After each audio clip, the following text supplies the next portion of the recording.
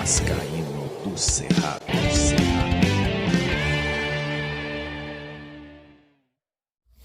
Fala galera vascaína, eu sou o Thiago Fontes, falo de Brasília, Distrito Federal, trazendo mais um vídeo para o canal, véspera de jogo contra o Sampaio Corrêa, muita coisa para a gente atualizar aqui de informações. Antes, só vou pedir para você deixar o seu joinha, deixa o like, que é importante o canal ser indicado no YouTube, se inscreve no canal e falar da nossa parceira A1xBet. Se você ainda não fez o cadastro na 1xBet, o link está no primeiro comentário fixado. O código promocional você vai colocar do Cerrado e o primeiro depósito eles dobram em bônus para você fazer apostas aí na 1xBet. Vou destacar um jogo da Série B hoje. Vila Nova pega o CSA. Estão pagando 2,21 na vitória do Vila, 2,84 no empate, 3,98 na vitória do CSA. Tá aí 1xBet, canal vascaíno em 2022. O Sport empatou ontem, né? Tava gravando aqui, vendo o jogo. Ficou 0-0. E esse resultado foi muito bom para o Vasco, que está a 8 pontos do quinto colocado. É lógico que outros times vão jogar, como o Criciúma, o Tombense, pode passar o Sport.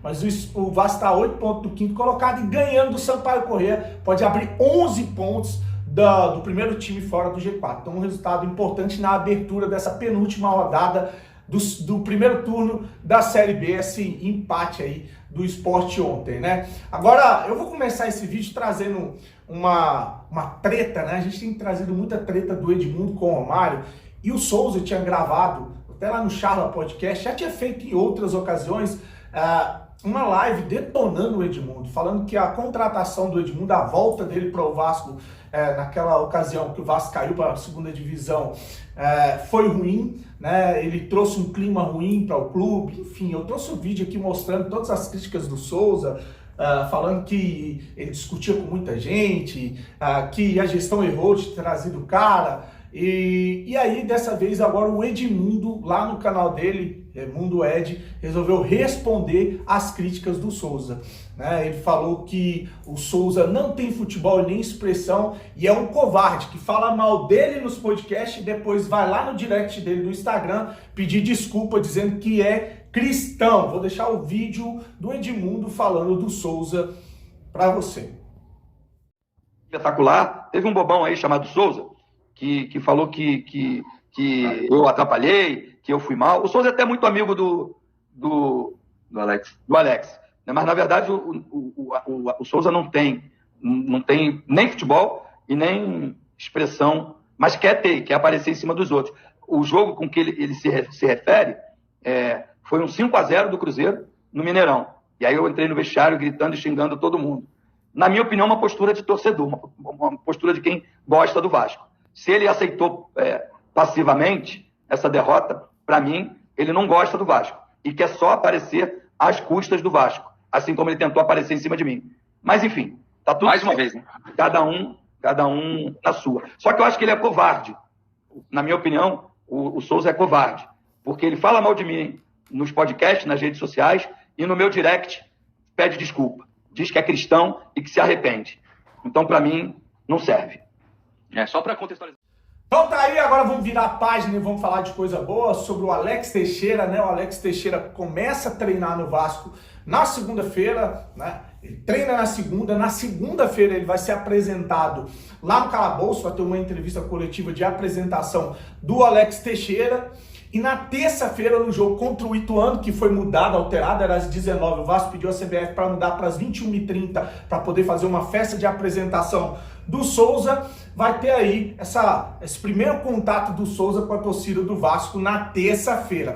Sobre a estreia do Souza, o cara que está cuidando ali, o preparador físico que vinha cuidando dele, disse que ele vai estar pronto em 2 semanas. Acho que pronto para atuar, para entrar em alto nível e jogar aí. Então, o que eu imaginei que ele ia estar em Goiânia não vai estar.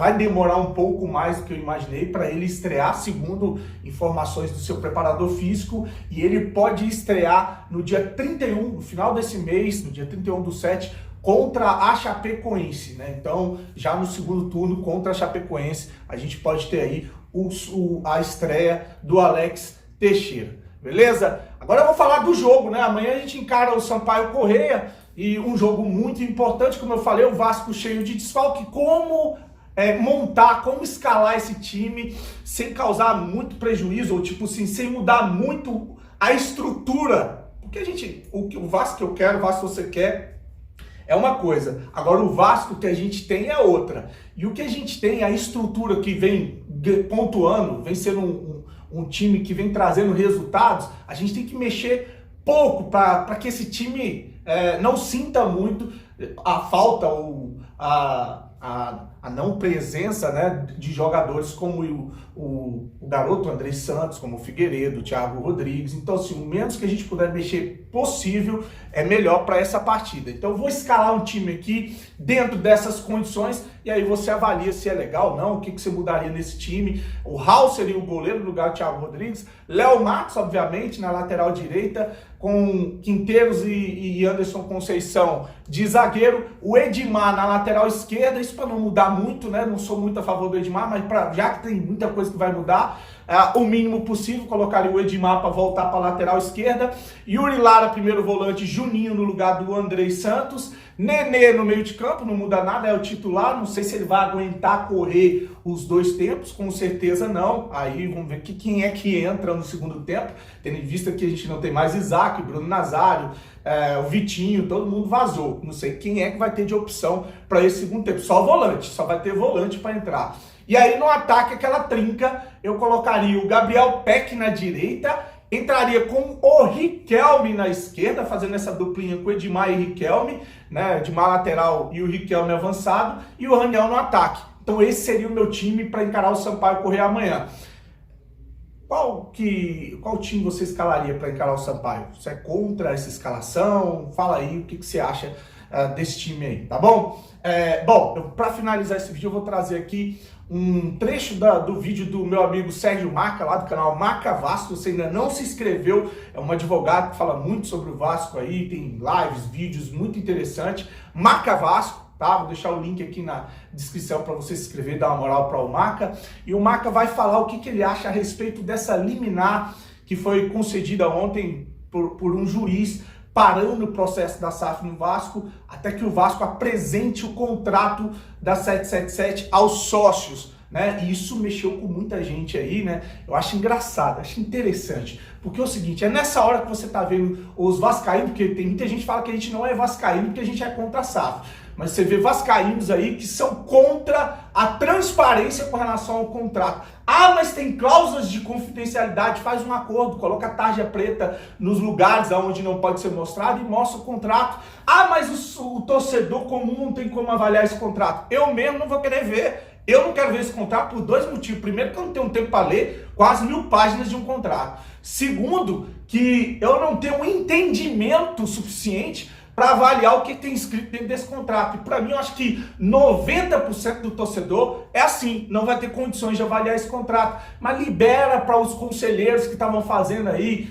manifestações na internet contra esse sigilo, né? Então libera para os conselheiros ver o que tem de fato nesse contrato, com as taxas, e para o sócio que vai votar, que tem entendimento, que quer dar uma avaliada no que tem escrito, se tiver tempo, se tiver, desde que estabeleça um tempo para o cara ler, se tiver tempo e entendimento, deixa que o sócio veja o que está acontecendo, o que estão vendendo. Afinal de contas, é o Carlos Osório, gente, ele e o Jorge Salgado, que estão vendendo o Vasco. Aí eu vejo youtubers, aí eu vejo jornalistas, aí eu vejo torcedor revoltado com a situação de pedir transparência. A gente está dizendo para não vender, olha bem, não tá, olha, pediram, a gente era contra esses caras no Vasco, entrar, beleza, eles que estão aí, tudo bem.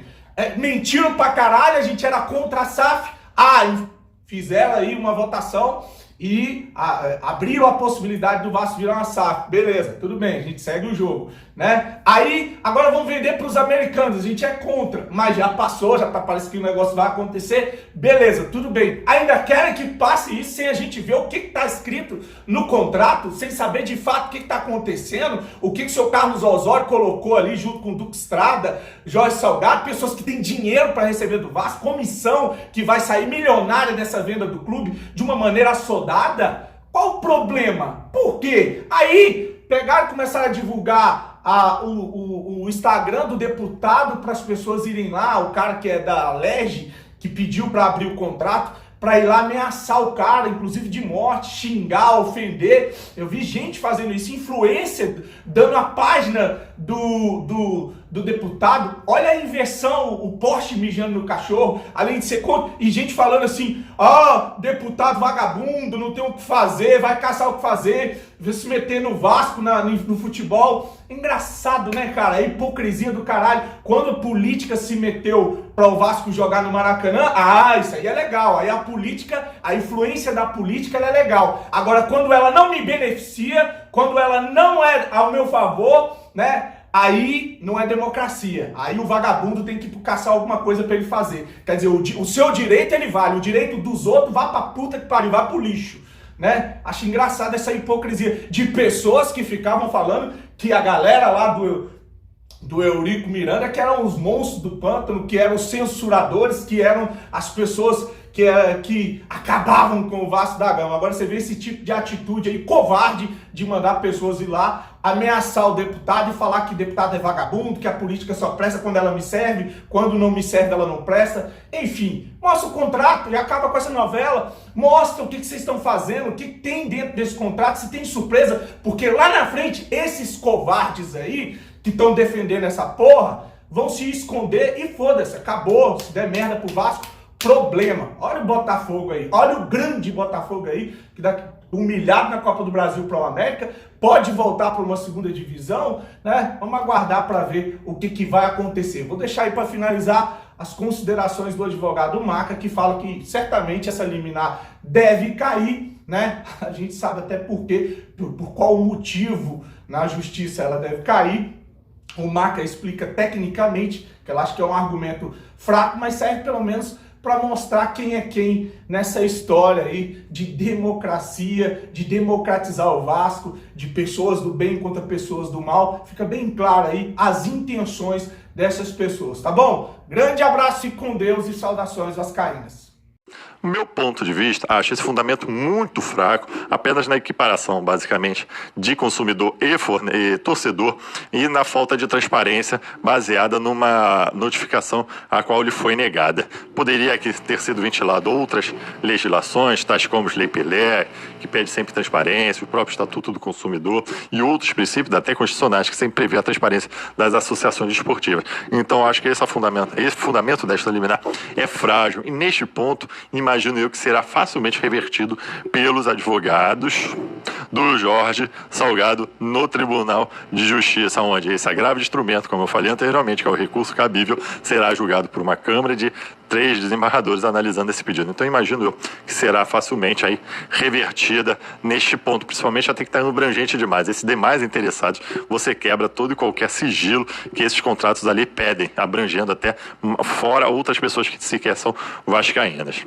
Agora eu peço de novo o seu like e o compartilhamento desse vídeo para todos os outros colegas vascaínos aí para entenderem melhor esta demanda. O meu primeiro ponto, como eu brinquei, é engraçado nós vermos as pessoas reclamando dessa equiparação de torcedor consumidor e falando, envolvendo para o clube se tornar empresa. Tem seus méritos e tem seus deméritos também, né? Tem seus ônus e bônus. Aqui vale a essa provocação. Mas o que é estranho mesmo é que ver que esta liminar foi originada pela falta de transparência que a gente vem há muito tempo reclamando que toda essa transação tem sido feita nas escondidas e só agora a diretoria está se vendo uma certa obrigação a mostrar isso para os torcedores. Se eles já tivessem mostrado isso de uma forma mais sucinta, de uma forma mais clara, não necessariamente apresentando até os contratos, mas vendo com maiores detalhes, esta liminar não teria sido concedida. Ao meu ver, foi soberba desta direção pensar que como só jogar a ideia de uma SAF que será ótima para o Vasco da Gama, que os torcedores ficariam calados sem querer ver o contrato que afetará diretamente aos sócios proprietários que vão votar na Assembleia. Então, tem que ter uma maior clareza, porque tudo que está sendo levantado, depois eu farei um vídeo específico nisso, é meio que em tom de campanha eleitoral, até porque quem está conduzido é o Carlos Roberto Osório, presidente do Vasco da Gama, sempre no tom eleitoral e abrangente. Isso a gente já escutou em 2020, da própria campanha da Mais Vasco, que agora eles estão querendo vir novamente nos falar sobre a maravilha da 77 Partners, que terá o maior orçamento, que seríamos campeões, mas sem, na verdade, trazer quais são os detalhes ali das cláusulas, quais são as metas esportivas, principalmente o que envolve São Januário. Então tem que vir com maior clareza e detalhes, sem esse tom eleitoral. E depois...